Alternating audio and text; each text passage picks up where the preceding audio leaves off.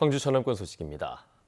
광주 글로벌모터스 GGM이 경형 SUV 캐스퍼를 양산하기 시작한 지 1년이 지났습니다. 출범 초기부터 전기차 생산의 필요성이 제기됐었는데 2024년 하반기부터 전기차를 양산하겠다고 공식화했습니다. 유승용 기자의 보도입니다.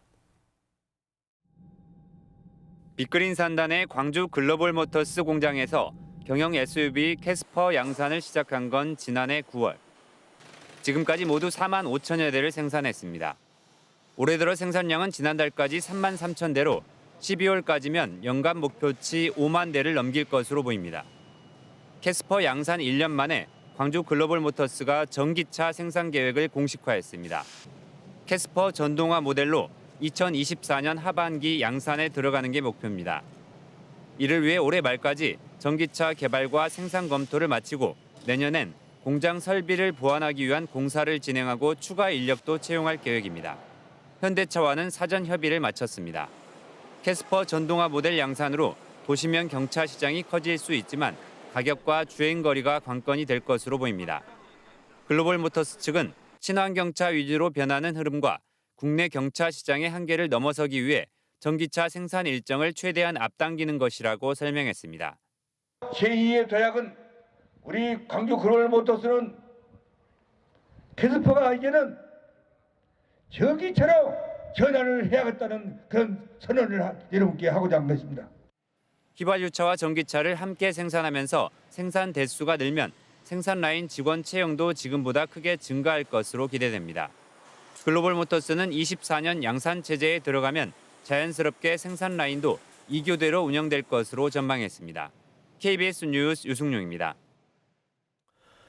광주 복합쇼핑몰 유치 관련 부서와 자치구가 참여하는 신활력 행정협의체가 첫 회의를 열었습니다. 어제 문형훈 광주시 행정부시장 주재로 열린 협의체 회의에서는 복합쇼핑몰 유치 추진의 방향과 신활력 행정협의체의 운영 계획, 부서별 역할 등을 논의했습니다. 복합쇼핑몰 신활력 행정협의체는 사업자가 계획을 제출하면 사전에 검토를 거쳐 시민들에게 공개하고 행정 절차를 신속하게 처리하는 것을 목표로 하고 있습니다. 광주시의회가 조직 개편 등을 위한 혁신 추진단을 발족했습니다. 정무창 시의회 의장은 어제 기자간담회에서 사무처 조직을 행정 정책 지원과 민원 소통, 주민 참여를 강화하도록 개편하기 위해 사무처장을 단장으로 혁신 추진단을 운영한다고 밝혔습니다. 혁신 추진단에는 사무처 내 부서장들이 참여하고 외부 전문가들의 자문위원을 참여시켜 혁신 과제를 마련할 예정입니다.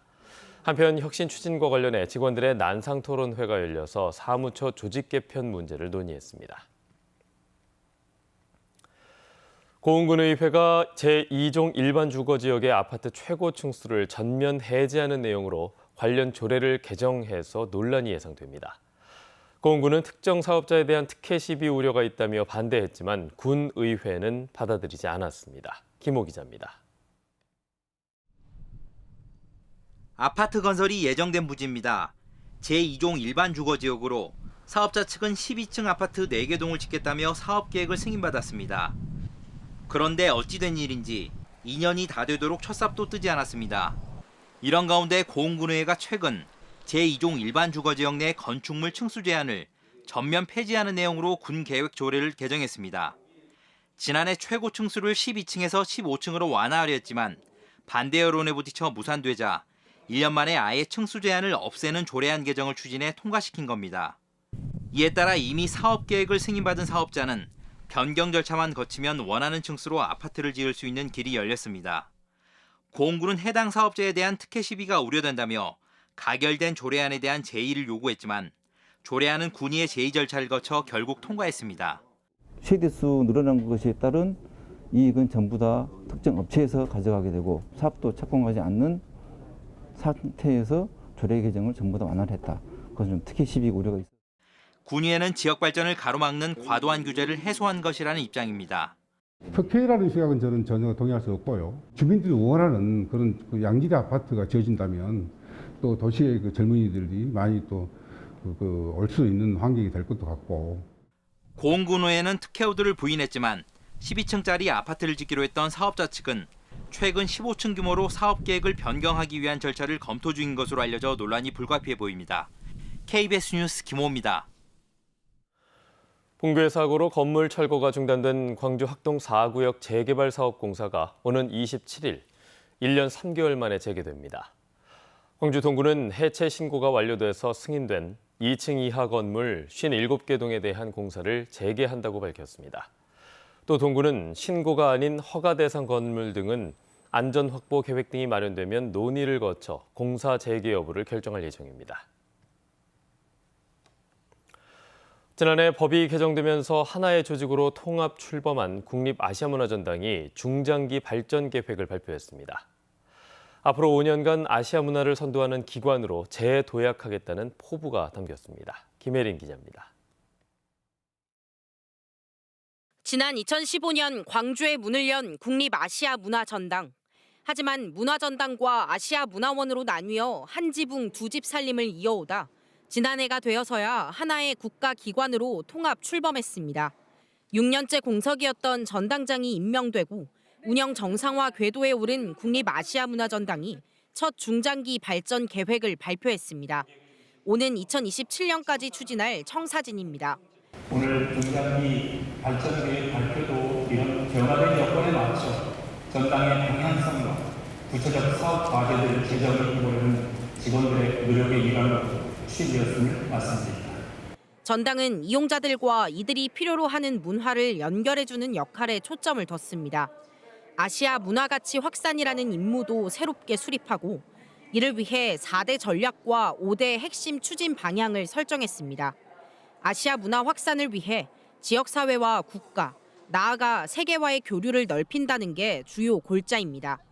하지만 전당의 5개 시설 가운데 하나인 민주평화교류원의 정식 개관이 5월 단체와의 갈등으로 미뤄졌고 지역사회 협력 방안 또한 구체적이지 않다는 점은 풀어야 할 과제로 꼽힙니다. 지역과의 협력 강화 내용이 구체성이 지금 부족한 게 사실입니다. 그래서 이후에 실행 방안을 구체적으로 담아서 전당과 지역이 협력을 통해서 아시아 문화전당이 잃어버린 6년이라는 평가를 벗고 재도약할 수 있을지 기대와 관심이 모아집니다. KBS 뉴스 김혜린입니다. 현직 여수시 의원의 가족이 20억 원대의 사기 혐의로 피소돼 경찰이 수사에 나섰습니다. 여수경찰서는 의약품 도매업체 대표 40대 A씨가 돈을 빌린 뒤 갚지 않고 있다는 고소 4건을 접수해 수사 중이라고 밝혔습니다. A씨는 모 여수시 의원의 가족으로 경찰은 고소인 조사를 마친 뒤 A씨도 소환 조사할 방침입니다. 전라남도가 2023년 재해 위험 지역 정비 사업에 국비 874억 원을 확보해 자연재해 위험 개선지구 정비 사업 등 5개 사업 유형으로 추진합니다. 재해 위험 지역 정비 사업은 자연재난으로부터 인명피해가 우려가 있는 재해 취약시설이나 지역을 발굴해서 재해 위험 요인을 정비하는 것으로 전남에서는 1998년부터 510개 지구 1조 7천억 원 규모의 사업을 추진해오고 있습니다. 전라남도 교육청의 생활임금이 인상됩니다. 전라남도 교육청은 2023년도 생활임금을 올해 대비 8.2% 인상한 시급 1,280원으로 결정했다고 밝혔습니다. 생활임금은 노동자가 가족을 부양하고 교육과 문화 등 각 분야에서 실질적인 생활을 할 수 있도록 책정한 임금으로 전남교육청 소속 노동자 980명에게 적용됩니다. 전라남도 교육청은 2020년 5월 조례 제정을 통해 생활임금제를 도입했습니다. 장성 무궁화공원이 최우수 무궁화 명소로 선정됐습니다. 산림청은 전국 지자체와 부처를 대상으로 한 제9회 나라꽃 무궁화 명소 공모 결과 장성 무궁화공원을 최우수로 선정했다고 밝혔습니다. 장성 무궁화공원은 지난해 장성공원 중심부 9,500제곱미터 부지에 46가지 품종 11,000그루를 심어서 조성했는데 꽃이 아름답고 개화량이 많은 점과 시민들의 접근성이 좋은 점 등이 높게 평가됐습니다. 목포시가 대표 관광지인 고화도 해상 데크의 길이를 연장합니다. 이에 따라 현재 1,818m인 데크를 뒷도랑 마을에 위치한 수협 유류 탱크 시설까지 500m를 연장하고 연장된 구간에서 일제가 1940년대에 설치한 해안동굴을 관람할 수 있습니다. 또 거동이 불편한 보행 약자를 위해 고화도 목포 해상 케이블카 주탑 옆에 경사형 엘리베이터도 설치할 예정입니다.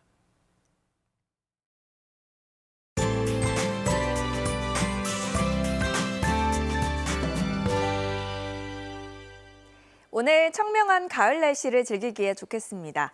한낮 기온 25도로 어제와 비슷하거나 조금 더 낮아 비교적 선선하겠습니다. 다만 아침 공기는 부쩍 차가워졌는데요. 어제보다 광주는 1도가량 낮겠지만 일부 지역에서는 최대 4도가량이나 뚝 떨어진 곳들도 있습니다. 환절기 감기 조심하셔야겠습니다. 오늘도 맑은 하늘 사이로 자외선이 강하겠습니다. 광주 전남 지역의 자외선 지수 높음에서 매우 높음 단계 예상되니까요. 자외선 차단제 꼼꼼하게 바르셔야겠습니다. 현재 고기압의 영향을 받아 대체로 맑은 하늘이 드러났습니다. 다만 전남 남해안 지역은 구름이 가끔 지나는 가운데 아침에 빗방울이 조금 떨어지겠습니다. 다음 자세한 지역별 기온입니다. 아침 기온 장성과 담양 12도로 쌀쌀하게 시작하고 있고요. 한낮 기온은 영광 24도로 비교적 선선하겠습니다. 여수의 낮 최고 기온 23도, 구례 25도로 낮 기온도 어제와 비슷하거나 1, 2도가량 낮겠습니다. 목포의 한낮 기온 25도, 무안 24도, 강진 26도까지 오르겠고요. 신안을 비롯한 도서 지역은 22도에서 26도가 예상됩니다. 풍랑주의보는 모두 해제됐지만 남해서부 동쪽 먼바다는 오늘까지 바람이 강하게 불고 물결이 최고 3m로 높게 일겠습니다. 요즘 아침 저녁으로 기온이 급격히 내려가면서 낮과의 기온차가 크게 벌어지고 있습니다. 옷차림에 신경 쓰셔야겠습니다. 날씨였습니다. 뉴스를 마칩니다. 여러분 고맙습니다.